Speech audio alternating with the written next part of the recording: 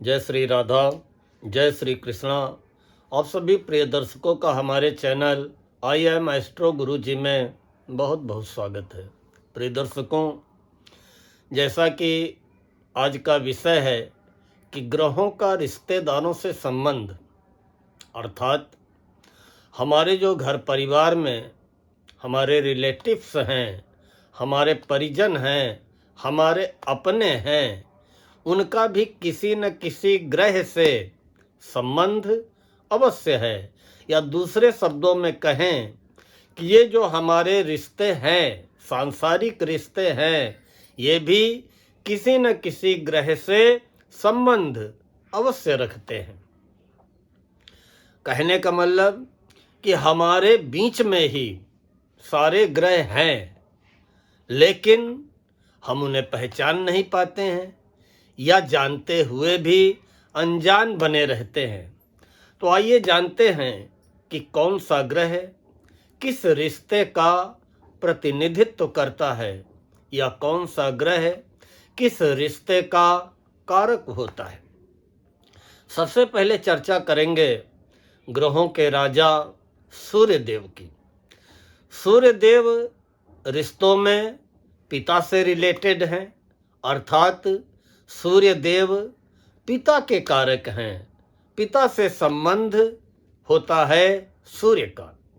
अब अगर किसी दर्शक की कुंडली में सूर्य उच्च के हुए, अर्थात उसकी कुंडली में जहां पर 1 का अंक लिखा हो वहां पे सूर्य विराजमान होंगे तो वो उच्च के होंगे। तो उच्च के सूर्य, अगर कुंडली में सूर्य उच्च के हैं तो इस जीवन में आपको पिता का अपार सुख मिलेगा, पिता का अपार सहयोग मिलेगा, या ये कह लें कि आपके जन्म लेते ही पिता का भाग्योदय हो जाएगा। कुल मिलाकर के पिता के सुख की, पिता के सहयोग की जीवन में कोई कमी नहीं रहेगी, या पिता के माध्यम से आपको समाज में यश मान सम्मान पद प्रतिष्ठा प्राप्त होगी। लेकिन यही सूर्य अगर आपकी कुंडली में नीच के हैं, अर्थात जहां पे 7 का अंक लिखा है वहां पे सूर्य विराजमान है, सूर्य नीच के है, तो पिता का सुख कमजोर रहता है, पिता का सुख नहीं प्राप्त होता है। या तो बचपन में ही पिता की मृत्यु हो जाती है, या वो व्यक्ति येन केन प्रकारेण पिता से दूर रहता है, पिता के सुख से वंचित रहता है, पिता के सुख में कमी आती है, या पिता के होते हुए भी उसे पिता से कोई सुख सहयोग नहीं मिलता है, पिता से आजीवन वैचारिक मतभेद बने रहते हैं। ऐसी स्थिति में हम आजीवन हम जैसा उपाय बताते हैं कि सूर्य नीच का है तो सूर्य को प्रतिदिन जल देना, संडे संडे रविवार रविवार गुड़ गेहूं तांबे का दान करना, किसी अंधे को भोजन करा देना संडे को। हम आजीवन सूर्य को जल देते रहें, हम आजीवन जो है दान करते रहें, लेकिन अगर हमारे पिता जीवित हैं और हमने उनकी उपेक्षा कर दी, उनको नेगलेक्ट कर दिया, उनके विचारों का सम्मान नहीं किया, उनका सम्मान नहीं किया, उनकी सेवा नहीं की, उनका आशीर्वाद नहीं लिया, तो हमारा सूर्य को जल देना व्यर्थ है। अगर हम जीते जागते जो रिश्ते के रूप में हमारे सामने उपस्थित है, अगर हमने उनको प्रसन्न न किया, उनका आशीर्वाद न लिया, तो फिर और सारे टोने टोटके उपाय करना व्यर्थ है। इसलिए अगर आप यश मान सम्मान चाहते हैं, पद प्रतिष्ठा चाहते हैं, राजनीति में सफलता चाहते हैं, उच्च अधिकारी बनना चाहते हैं, तो आप अपने पिता का आशीर्वाद लेते रहें। और अगर पिता जीवित नहीं है तो पिता समान जो भी लोग हैं उनका आशीर्वाद लेते रहें, पिता का सहयोग करते रहें, पिता की सेवा करते रहें, कभी भी जाने अनजाने पिता के दिल को न दुखाएं। अब हम दूसरे ग्रह की बात करते हैं। दूसरा ग्रह है चंद्रमा। चंद्रमा मन का कारक होता है और रिश्तों में माता का कारक होता है। आपको मालूम है कि चंद्रमा माता का कारक होता है। अगर चंद्रमा कुंडली में उच्च के होंगे तो आपको माता का अपार सुख मिलेगा, लेकिन अगर चंद्रमा कुंडली में नीच के होंगे तो माता के सुख में कमी आएगी। जो वृषभ राशि वाले जातक होंगे, टॉरस वाले, उनका चंद्रमा उच्च का होगा, और जो वृश्चिक राशि वाले जातक होंगे, स्कॉर्पियो वाले, उनका चंद्रमा नीच का होगा। अगर चंद्रमा उच्च का है तब भी माता की सेवा करके, माता का आशीर्वाद लेके और चंद्रमा को मजबूत करना चाहिए।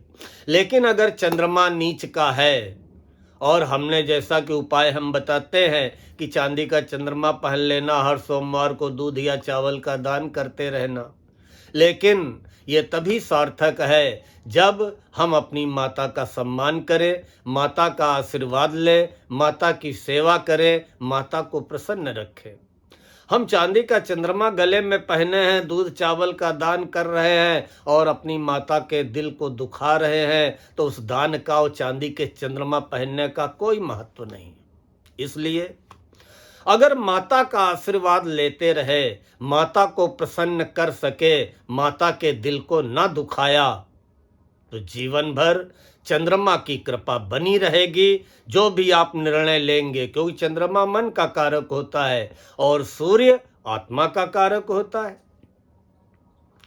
तो चंद्रमा मन का कारक होता है। तो अगर चंद्रमा हमारा मजबूत है, अर्थात मेरी माँ मेरे क्रियाकलापों से प्रसन्न है, माँ का आशीर्वाद हमें प्रतिदिन मिल रहा है, तो हम जो भी निर्णय लेंगे वो बड़े सटीक निर्णय होंगे, क्योंकि मन के हारे हार है, मन के जीते जीत। इसलिए चंद्रमा को मजबूत करने के लिए, खासकर वृश्चिक राशि वाले जिनका चंद्रमा नीच का होता है, वो जो है आजीवन अपनी माता की सेवा करे, माता का आशीर्वाद ले, माता के दिल को ना दुखाए।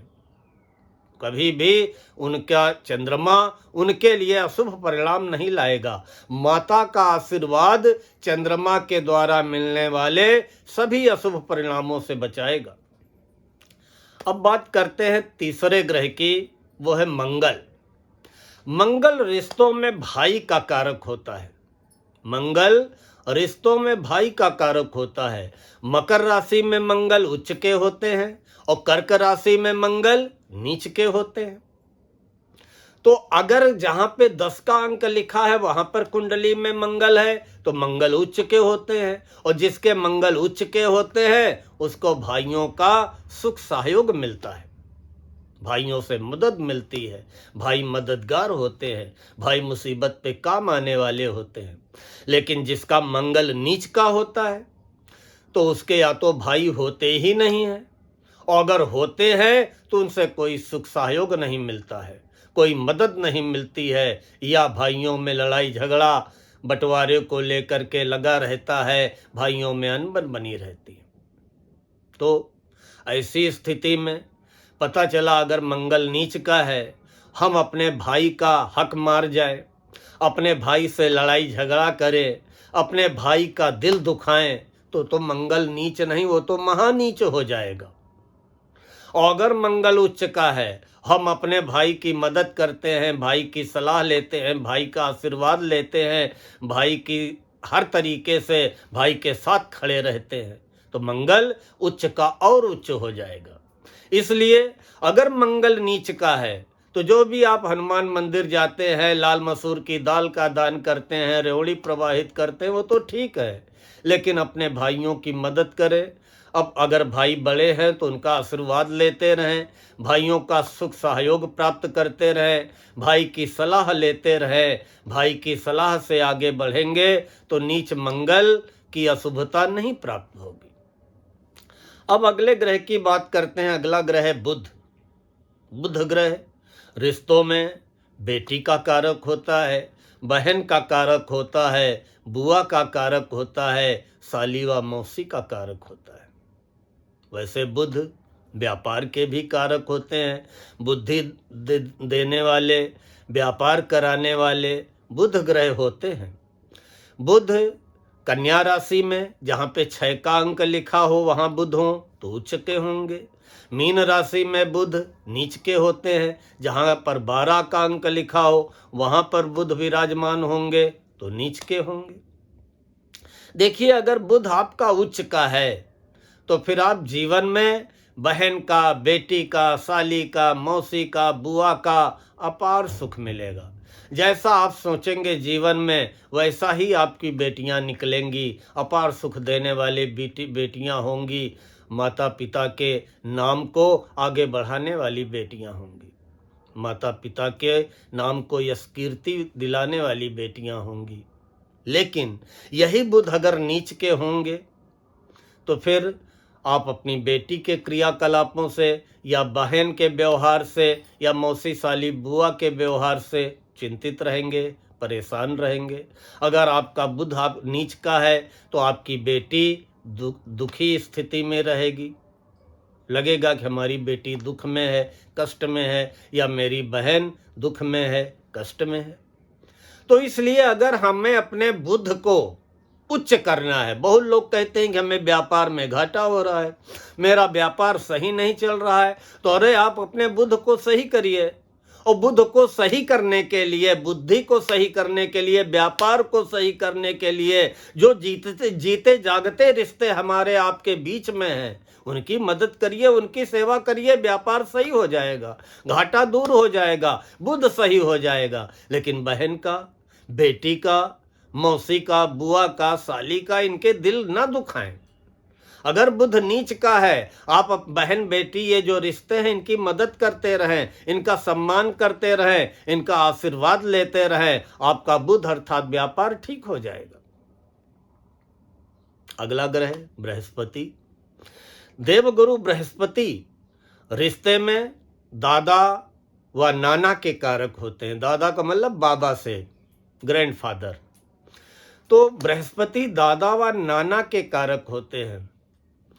इसलिए अगर बृहस्पति उच्च के जिसके होते हैं उसको बाबा का या अपने नाना का सुख प्राप्त होता है, सुख सहयोग प्राप्त होता है। लेकिन अगर किसी के बृहस्पति नीच के होते हैं तो उसे बाबा का या नाना का या और बड़े बुजुर्गों का सुख सहयोग या सुख नहीं प्राप्त होता है।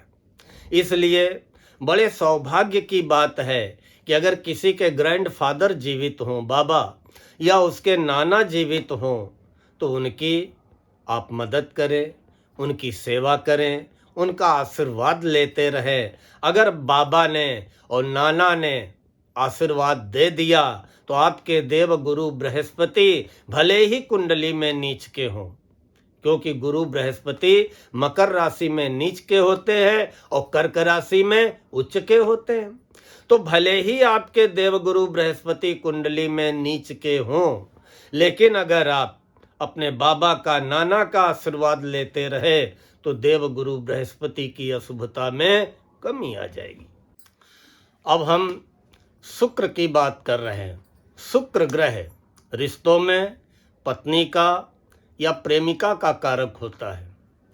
शुक्र वैसे कुंडली में मीन राशि में उच्च के होते हैं, कन्या राशि में नीच के होते हैं। अगर शुक्र उच्च के होते हैं किसी की भी कुंडली में, अगर उसके शुक्र उच्च के हैं अर्थात जहां 12 का अंक लिखा है मीन राशि में है तो उच्च के हैं, तो उच्च के शुक्र पत्नी का अपार सुख दिलाते हैं, प्रेमिका का सुख दिलाते हैं, समस्त सांसारिक सुखों की, भौतिक उपलब्धियों की प्राप्ति करवाते हैं। लेकिन यही शुक्र जब नीच के होते हैं, कन्या राशि में होते हैं और नीच के होते हैं तो सांसारिक सुख नहीं मिल पाते हैं या कम मिलते हैं। व्यक्ति अपने वाहन को लेकर के, मकान को लेकर के या जो आधुनिक सुख साधन हैं उनको लेकर के मन से पूर्ण संतुष्ट नहीं होता है, या अपनी पत्नी को लेकर के पूर्ण संतुष्ट नहीं होता है, पत्नी के स्वभाव से संतुष्ट नहीं होता है, या प्रेमिका के द्वारा छला जाता है, धोखा पाता है। अब पता चला कि आपके शुक्र तो उच्च के हैं, कुंडली में मीन राशि में है, शुक्र उच्च के हैं, आपको पत्नी का अपार सुख मिलना चाहिए, बड़ी सुंदर पत्नी मिलनी चाहिए और समस्त सांसारिक सुख मिलने चाहिए। लेकिन हम पत्नी का जीते जागते अपमान करें, पत्नी के दिल को दुखाएं, पत्नी से लड़ाई झगड़ा करें, तर्क वितर्क करें, तो फिर उच्च का शुक्र आपको 100% शुभ परिणाम नहीं दे पाएगा। और किसी का शुक्र नीच का है और वो पत्नी के साथ चीटिंग करे, पत्नी के प्रति ईमानदार न रहे, पत्नी के होते हुए भी अवैध संबंधों के लिए बाहर इधर उधर लालायित रहे, तो ऐसी स्थिति में तो उसका शुक्र और चौपट हो जाएगा। इसलिए अगर शुक्र को मजबूत करना है, समस्त सांसारिक सुखों को पाना है, भौतिक उपलब्धियों को पाना है, आधुनिक सुख साधन को पाना है, तो अपनी पत्नी का सम्मान करना पड़ेगा, उसकी इच्छाओं का सम्मान करना पड़ेगा, पत्नी की सुख सुविधा का ख्याल रखना पड़ेगा, उसको प्रसन्न रखना पड़ेगा और पत्नी के प्रति जीवन में ईमानदार रहना पड़ेगा। अगर आप अपनी पत्नी के प्रति, प्रेमिका के प्रति ईमानदार नहीं हैं, तो फिर शुक्र की सुख सुविधाएं आपसे दूर हो जाएंगी। लाख आप उपाय कर ले, लाख आप गाय की सेवा करते रहे, लेकिन जो जीता जागता हमारे बीच में ग्रह रिश्ते के रूप में उपस्थित है, हमें उसका सम्मान करना पड़ेगा। अब हम चर्चा करते हैं शनि की। शनि रिश्ते में चाचा के कारक होते हैं और सेवक, जो हम घर में नौकर लोग रखते हैं, झाड़ू पोछा करने वाले या फैक्ट्री वगैरह में जो नौकर रखते हैं, उनके भी शनि कारक होते हैं। तो अभी आज तो रिश्ते की बात हो रही, तो चाचा के कारक होते हैं। अगर शनि आपके उच्च के होंगे तो चाचा का सुख सहयोग मिलेगा। शनि तुला राशि में उच्च के होते हैं, और अगर शनि नीच के होंगे तो चाचा होंगे नहीं, और चाचा होंगे तो उनसे पटेगी नहीं, उनसे कोई सुख सहयोग नहीं मिलेगा। तो इसलिए पता चला कि शनि हमारे उच्च के हैं, लेकिन हम जाने अनजाने अपने चाचा के दिल को दुखा दिया है या चाचा का अपमान कर दिया है, फिर तो शनि और रुष्ट हो जाएंगे। और अगर शनि नीच के हैं और हमने चाचा का आशीर्वाद लेना चालू कर दिया, भले ही चाचा का हमारे प्रति चाहे जैसा व्यवहार हो, लेकिन अगर हमारे शनि नीच के हैं और हम अपने चाचा का आशीर्वाद ले रहे हैं या जो भी हमसे हो सकता है उनकी मदद या सेवा कर देते हैं, तो शनि की अशुभता में बहुत शीघ्र कमी आ जाएगी। अगला ग्रह है राहु। राहु ससुराल का कारक होता है, साला और जीजा का कारक होता है। अगर किसी का कुंडली में राहु अच्छी स्थिति में है, वैसे कहते हैं कि मिथुन राशि में राहु उच्च के होते हैं और धनु राशि में नीच के होते हैं। बहुत से लोग वृषभ में राहु को उच्च का मानते हैं और वृश्चिक में नीच का मानते हैं। खैर जो भी है, राहु और केतु वैसे भी छाया ग्रह है, ये जिस राशि में बैठते हैं वही उनकी राशि बन जाती है।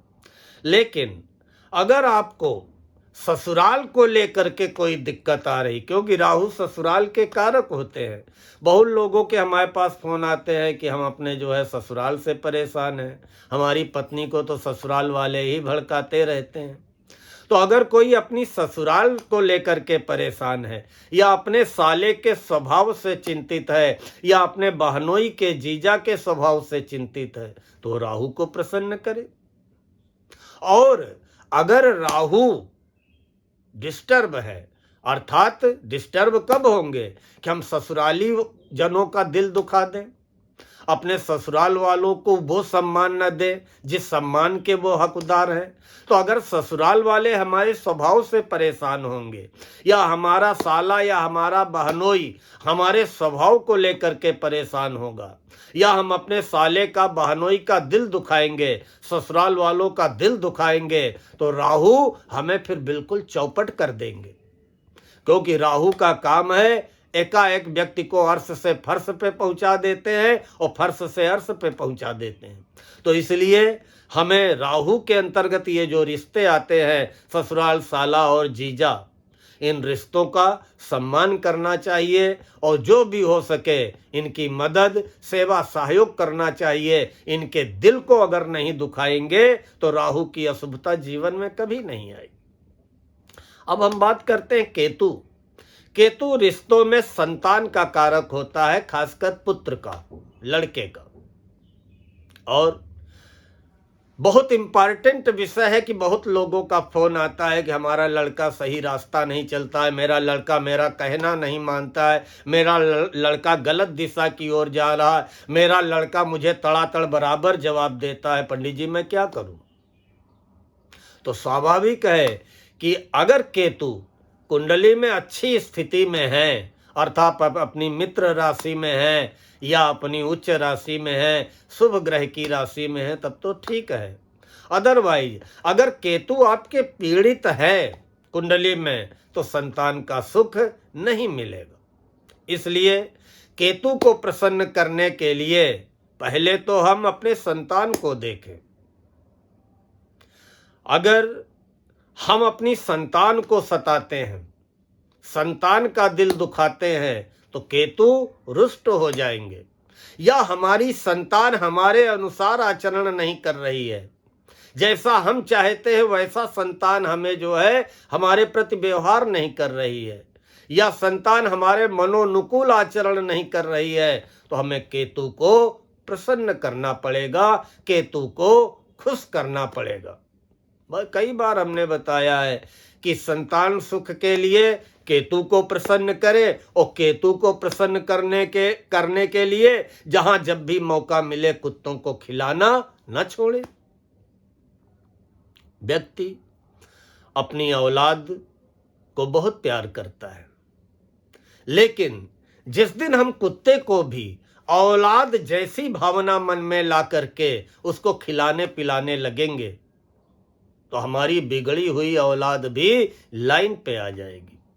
प्रिय दर्शकों, ये 9 के 9 ग्रह किसी न किसी रिश्ते के रूप में हमारे सामने उपस्थित है। इसलिए हमें किसी भी रिश्ते का उपहास नहीं करना चाहिए, हर रिश्ते का यथोचित सम्मान करना चाहिए, हर रिश्ते के प्रति अपनी भावना अच्छी रखनी चाहिए और नेकी कर दरिया में डाल। अर्थात कोई भी रिश्ता है, आप अपना कर्तव्य का निर्वाह करते रहिए, आप अपने पिता की सेवा करिए, सूर्य आपका उच्च का होगा, आपके फेवर में आ जाएगा। आप माता आपके प्रति क्या बर्ताव करती हैं छोड़ दीजिए, आप अपना बिहेवियर माता के प्रति रखिए।